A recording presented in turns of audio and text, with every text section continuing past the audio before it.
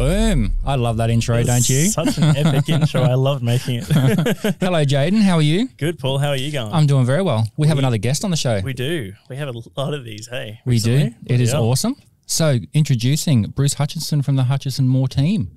Good to be here. Yeah, he's had over 23 years experience in the real estate industry. Far out. That's you're a veteran.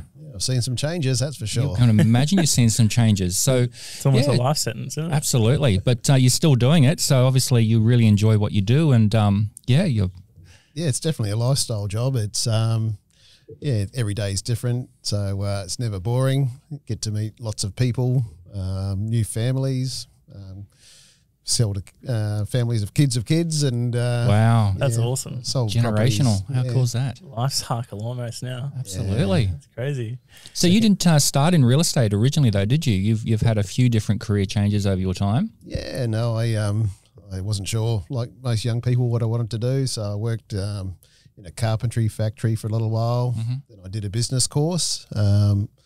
Office, diploma in office administration, and learned to do all those things like type and which come in handy now with emails and everything. So, yeah, I can imagine. 50 words a minute, 99% accuracy. Single finger, click, click, click. Touch type. No, you're wow. Yeah, I'm still struggling with the touch typing.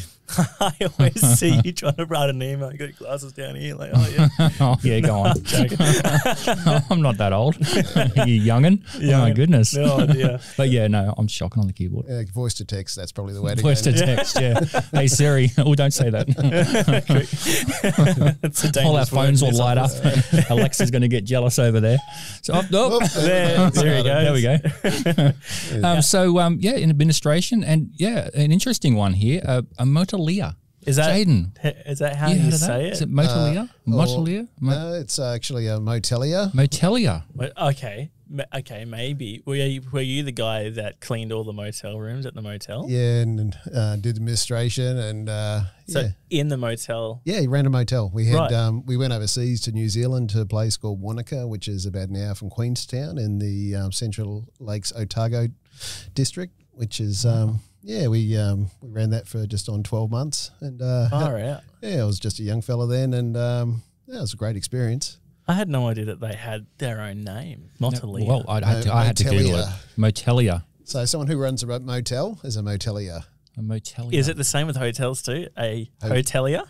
I would say so. Yeah? Let's go with that. Let's go with that. We just invented a word, if not.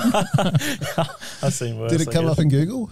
Yeah, I had to check it as well. Yeah. Motelier, there you go. I didn't check it. So that would have that was an awesome experience. So how big was the motel? It was pretty small. It was only five fully self-contained units at the time. Yeah. And since we left, it was a family. Actually, my dad bought the business and needed someone to run it. And I'd been working in a legal firm doing administration work for about 3.5 years, where I met my then fiance, now wife. Wow! And we decided to. She took 12 months of leave, and we went over there and had a real good lifestyle experience, and lots of skiing, and we had lots of friends that come and visit as well. That's awesome. Yeah, so I've always loved that thought of like having a year abroad with hubby, or just doing something different. Running a business on the side, which is a holiday as well. I mean, it would have been a bit of work involved, I'd imagine. Yeah, just in the mornings, basically checking in, checking out, and then doing the cleaning. And we usually finish by 12, maybe 2 at the latest, and then the rest of the days back on holiday, touring. Yeah, race up to the mountains, go for a few hours skiing, or go down to the lakeside and throw a few lures in and catch a few trout here and there. Wow. That's awesome. Yeah. Far out. So 23 years in real estate, you must have seen a lot change. Yeah, look, it's been from I guess family, mum was in real estate in 89, and that was just the end of having CB radios in the car. Right. CB radios. CB radios. Have you got key number such and such?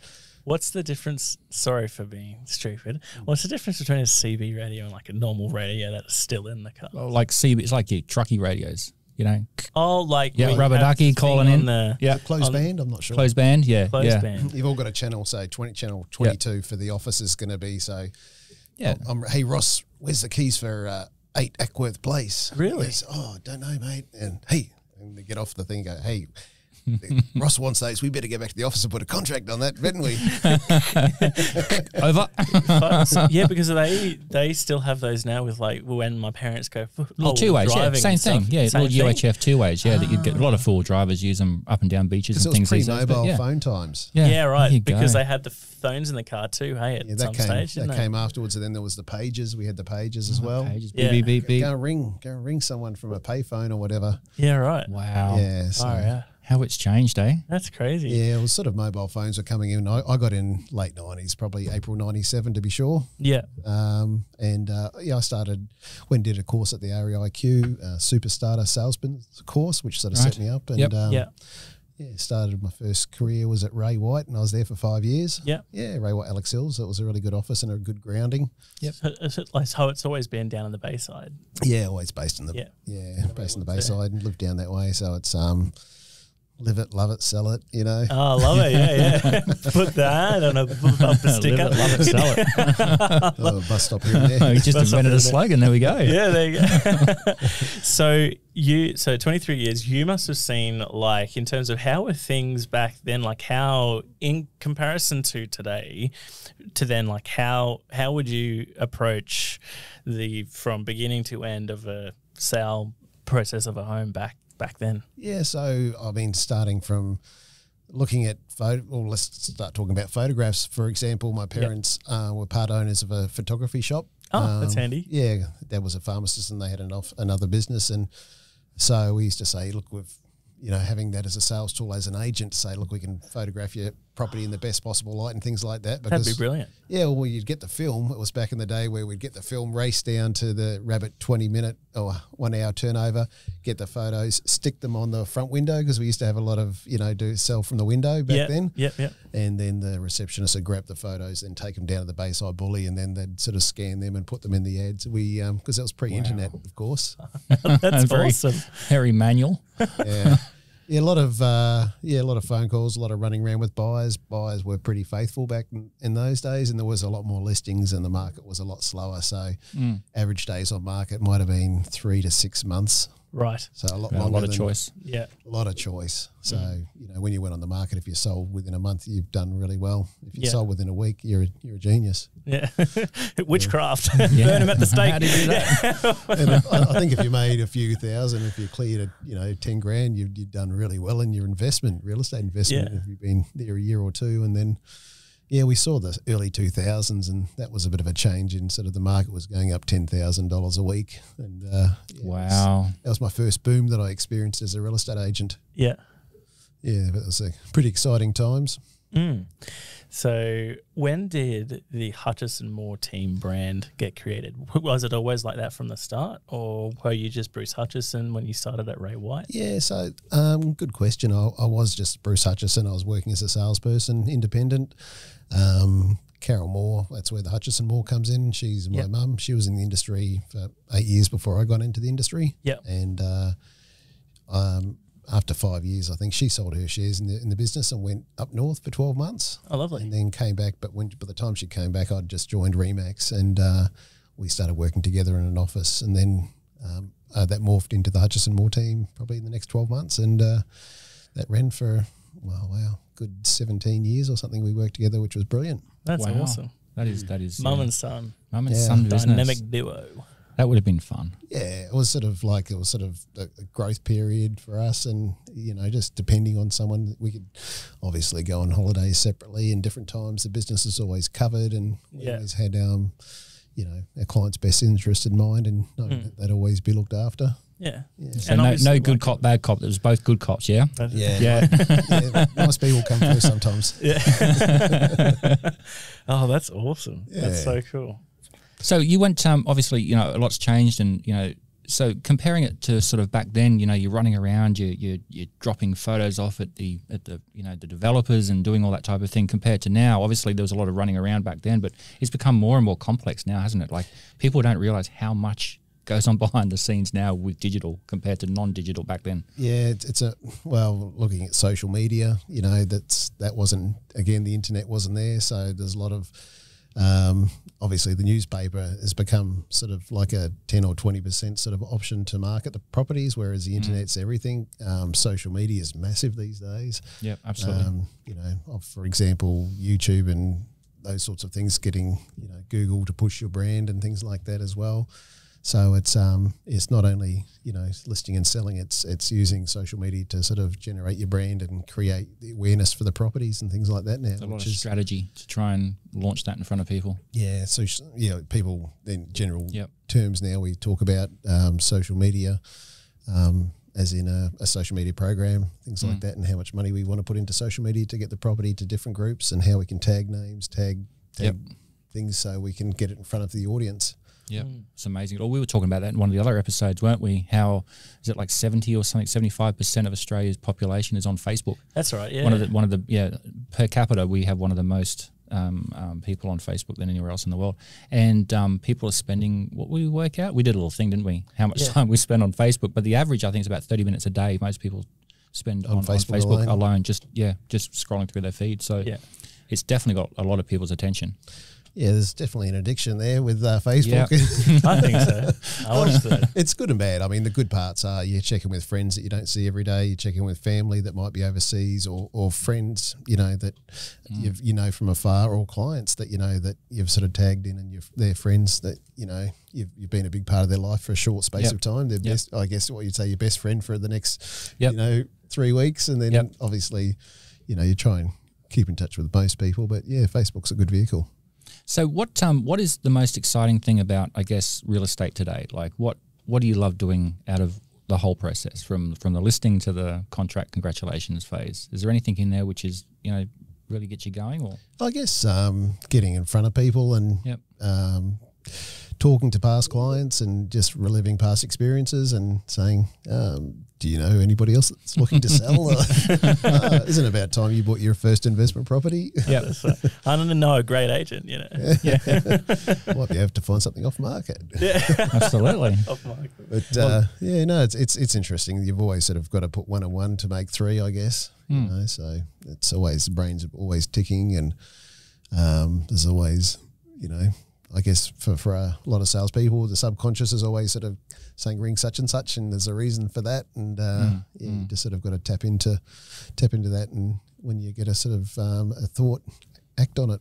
Yeah. That's right. Yeah. So I mean, Facebook would be the perfect sort of platform to just subtly keep in touch with people without harassing them on email every few months. It's like, oh, Bruce is doing this, oh, he's doing that. It's kind of like a keeping in touch without keeping in touch, so to speak. Yeah, it's sort of a soft approach and top of mind awareness.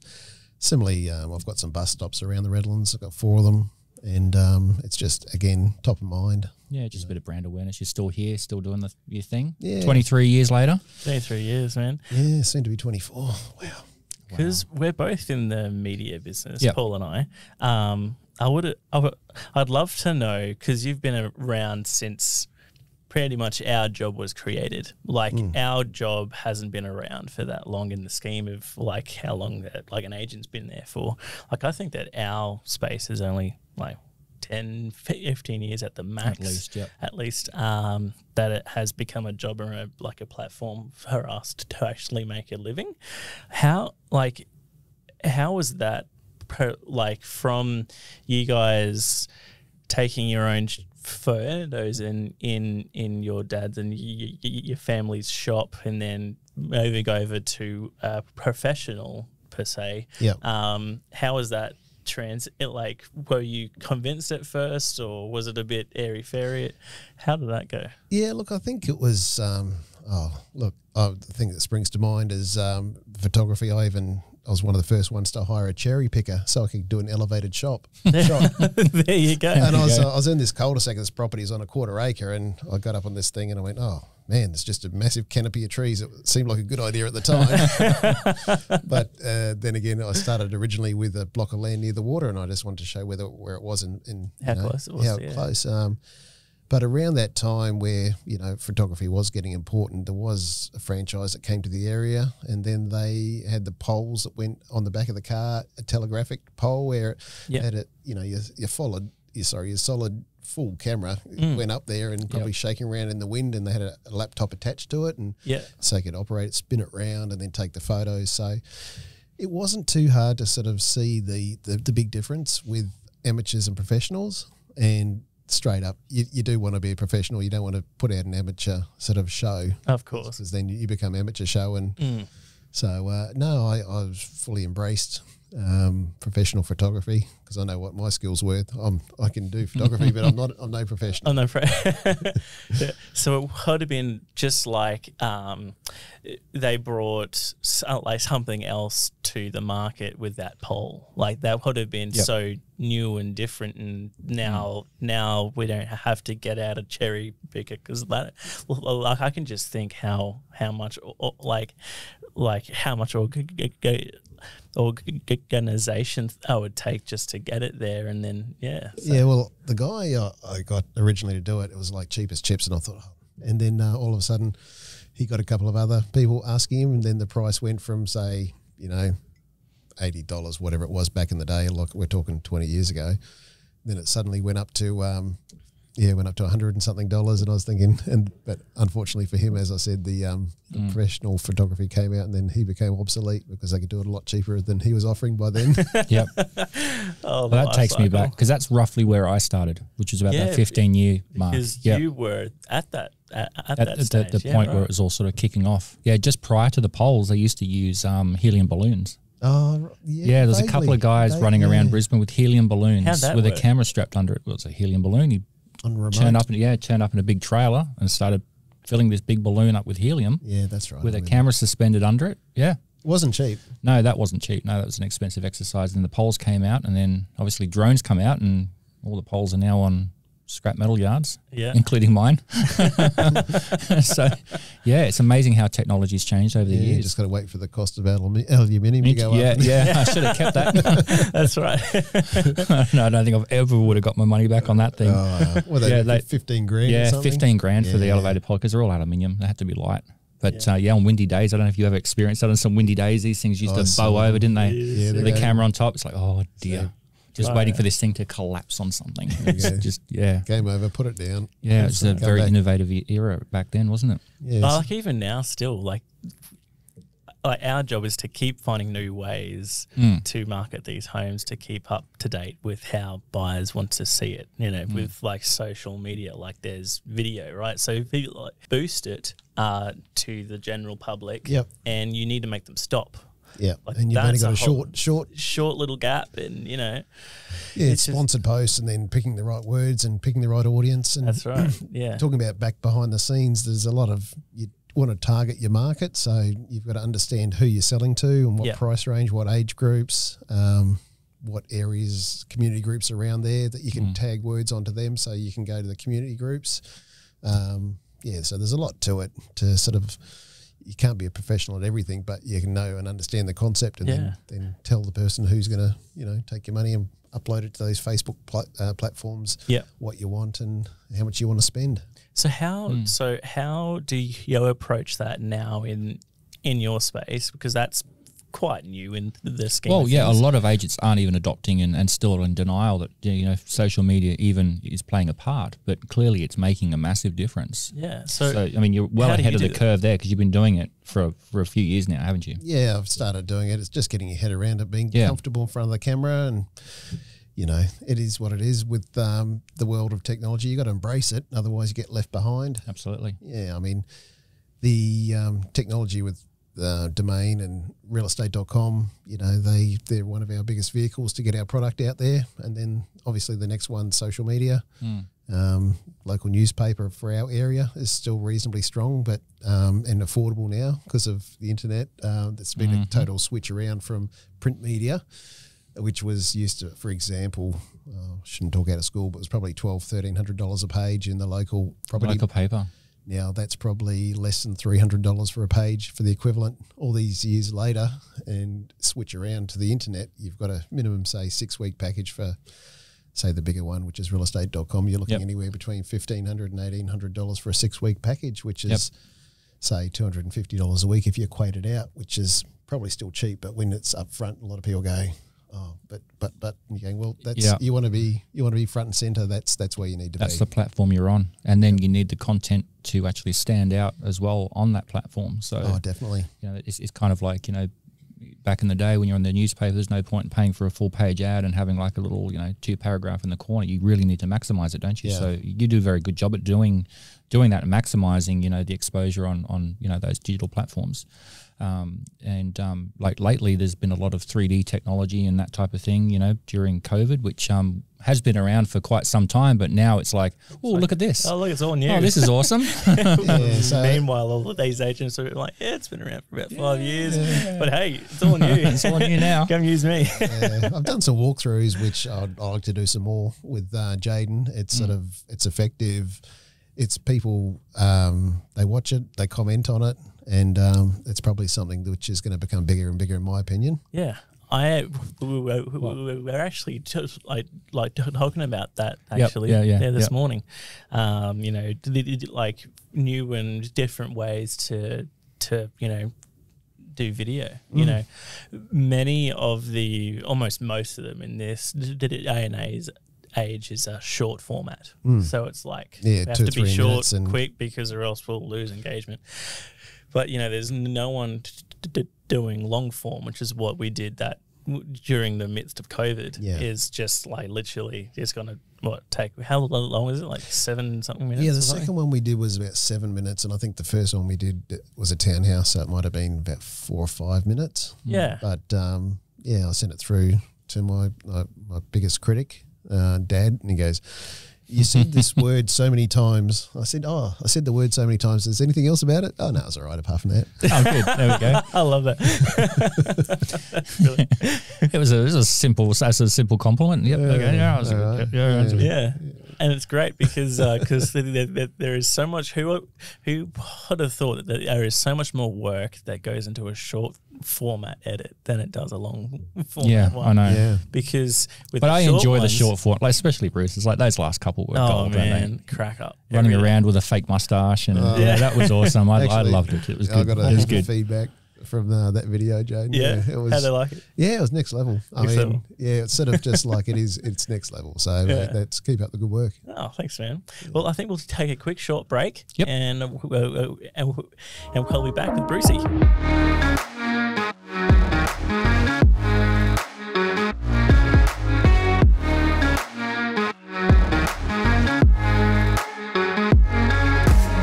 All right, welcome back, everyone. Had a quick little break there and had a bit of a chat off air about a few things, which we found quite interesting, didn't we? Yeah. So we've learned a little bit about, you know, obviously where you came from and how media and marketing a property has gone from, you know, basically walking into a shop and getting things printed to the digital and social media. But it doesn't just stop there, does it, Bruce? Like, I mean, there's a lot that goes on behind the scenes when it comes to, you know, selling a house once it's online. Yeah, it's obviously there's an accumulation of information from past open homes, monitoring our buyers.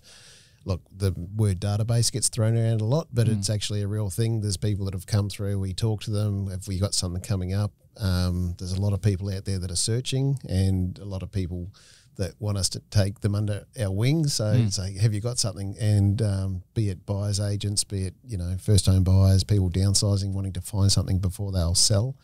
There's a massive conglomeration of buyers for selling and buying for different reasons. And having the buyers and communicating 24/7 with them about new stock it's a lot behind the scenes that we sort of continue to do. And obviously maintaining a database of that sort of size is time consuming. Pretty time consuming, yeah. I mean, it's a very important point that you know. I mean, obviously there's a varying degree of agents out there that you know, will sell homes, and some of them are very, I guess you could call transactional, very quick paced. Yep, in and out, off you go. But then it's that nurturing process with the buyer, which, you know, is incredibly important, isn't it? Because a lot of them go, oh my goodness, someone who wants to help me. Yeah. You know, do you get that often? Yeah, we do. It's just as obviously there's a smaller pocket of buyers that we can help because of the amount of listings we buy, we transact. There's we give probably, say if we get a new listing, for example, in the entry level price range, we'll sort of send it out via text to say, look, new listing, this area, the characteristics, price range. We'll be doing an off market open home this Wednesday night between 5 and 6 come along. Yeah, So, wow. yeah, we can have a number of buyers where we put them still in an environment to sort of be competitive even before we go to market, because not every seller wants to go to market. So we want to give them the opportunity in some cases to sell off market. So what is, off market, I guess? Just explain, because a lot of people see realestate.com and that's where I buy. Yep. But, there are buyers out there that, I just don't want to compete, and then you have the off market. So Yeah. how does that work? Yeah, so literally we get a listing. The sellers sometimes say, look, we'd rather keep it quiet, no for sale sign, but we do want to sell. If you've got anyone, run them through your database, and we'll go, yep, sure.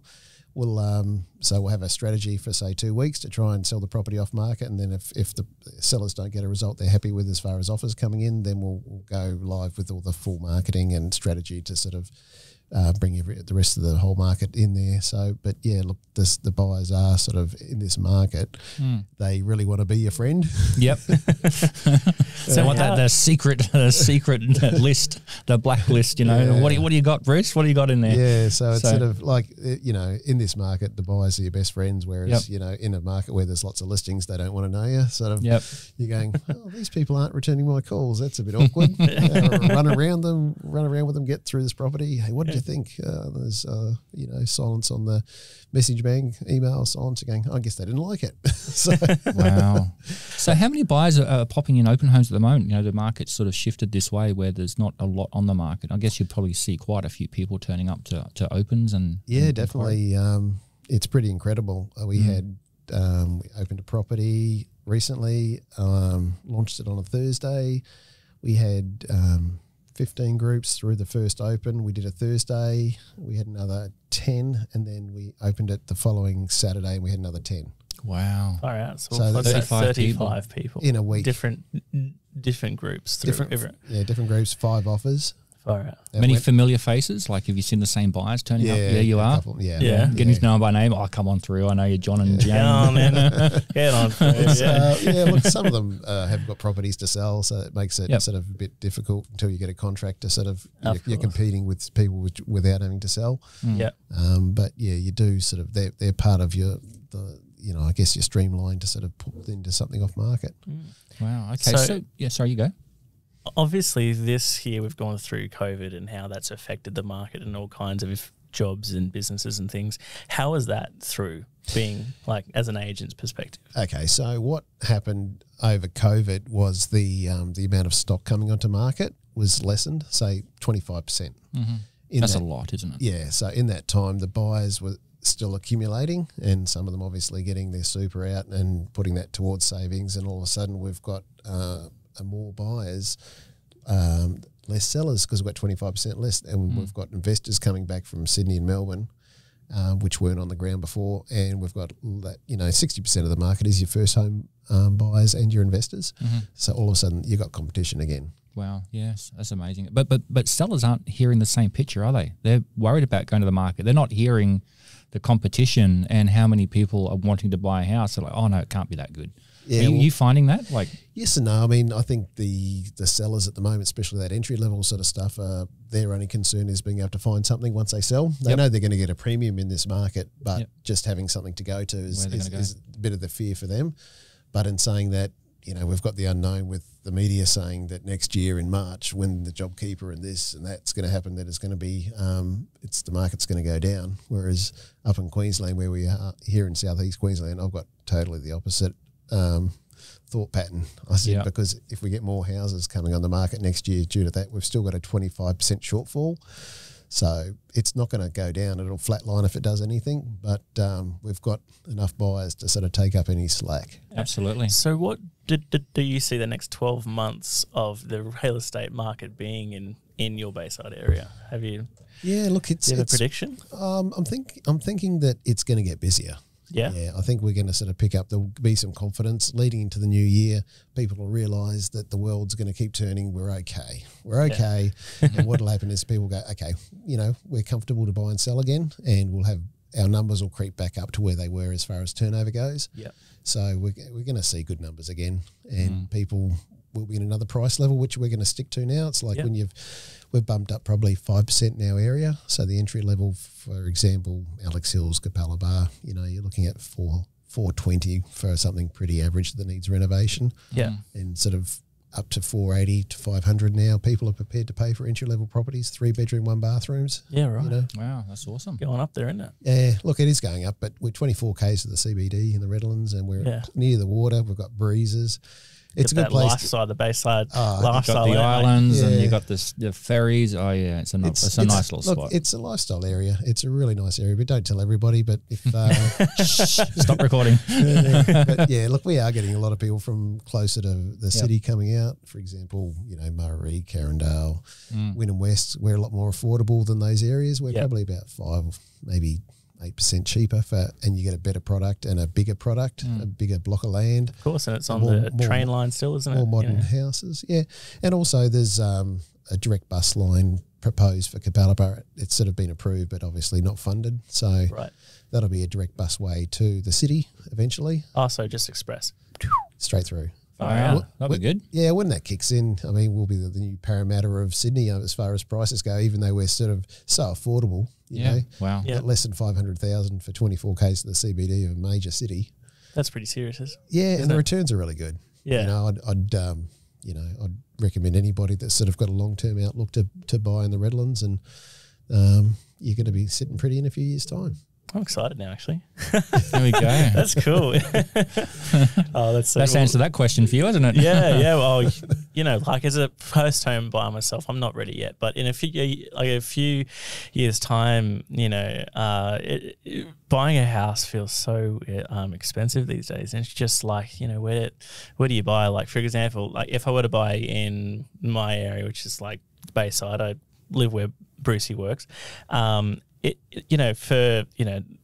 To build a new house, it's like almost $500,000 for a 280 square meter block of land. It's just that's right. like, I mean, prices $280,000 for a block. If you can get something cheaper, you'll be hard pressed. And then you've got your build cost, say $220 for a turnkey. So like so it's just like I want to live there because my family's there, my mum's there, my brother's there, and my nephew's there as well. But it's just like, like how do you make that choice? Like whether to stay local or to move out? Is that a better choice because it's cheaper, or will that not return as much? So I've got a lot of thinking to do. Research to do. But don't forget, like, I mean, even back when I was looking at buying my first house, like even back then, it was expensive to me. Yeah. But the thing now is that most people are paying, you know, can be paying the same amount as a mortgage what they're paying in rent. That's correct. Yeah. So it's not, don't, you know, take that figure off the top there of how much this house is costing, but going, geez, I can pay for that for, you know, $500 a week in mortgage. I'm paying $550 in rent. Yeah. Because interest is so low now, isn't it? Well, under 3%. Yeah, you can lock it in for 5 years, and it's like, well, set and forget really, and you know you're not going to be paying more. And if you don't want to go variable, and then it might even go down further. So so it's a really good time, especially for you. Yeah. Come on, Bruce, you've got to get him a house. Yeah, definitely, mate. Yeah. Mates rates or? Always. Oh, well, thank you so much, Bruce, for it's been very insightful. For coming on. Yeah. We've I've learned quite a bit, I think, and I'm sure those of you who are listening have too. And absolutely. I appreciate the invitation to come on, and that's all right, man. No, it's really been really good, and appreciate you sharing a bit of time and knowledge. That's okay. So how do you do like our space, by the way? It's very comfortable. Nice. Bit edgy. It's edgy. It's like I think I said, it's industrial. Industrial. I love that. Yeah. It's a nice little spot here. It's nice and quiet. Yeah. And it's just nice and relaxing. So I can see how it's going to be popular with anybody that comes and talks on here. It's just, and the coffee. I recommend the coffee. It's really coffee good. is good. Yes. Jaden. Yes, the coffee is good. While we're talking about coffee, our official sponsor. Shameless plug. Social cafe. Yeah, social cafe. Well, there you go. I didn't know that, but no, the coffee is really good. So Social Cafe, keep up the good work. I'll be back for the next podcast when we have some interesting things to talk about. Bloody oath. Thank you so very much, Bruce Hutchison from Hutchison Moore team down in the Bayside. So if anyone is out that way, give them a shout. 23 years experience in the industry. You can't go wrong. So thanks very much for coming along. Cheers. No worries. Thanks, Take it lads. easy. Cheers.